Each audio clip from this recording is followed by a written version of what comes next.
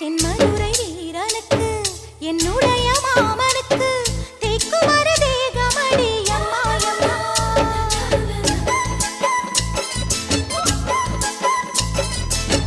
மாமன் பெற்ற பெண்ணுனக்கு மையெழுதும் கண் எதுக்கு என்னை வந்து கொல்லுதடி எம்மாயம்மா.